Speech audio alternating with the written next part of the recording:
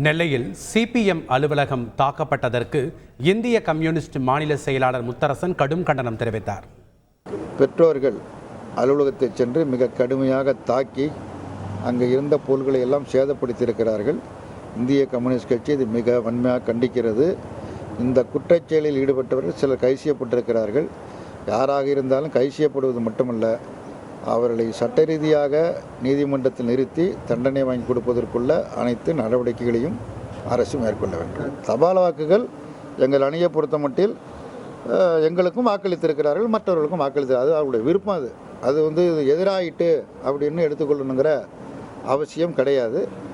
நம்ம எல்லா 40 தொகுதியிலையுமே கணிசமான வாக்குகளை தபால் வாக்குகள் எங்களுக்கு கிடைத்திருக்கிறது. விக்கிரவாண்டி தேர்தலில் பிஜேபி அபாயத்தை திரும்பவும் சொல்லுவோம்.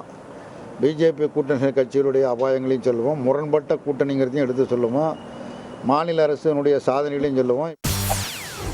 செய்திகளை உடனுக்குடன் தெரிந்து கொள்ள உடனே சப்ஸ்கிரைப் பண்ணுங்க.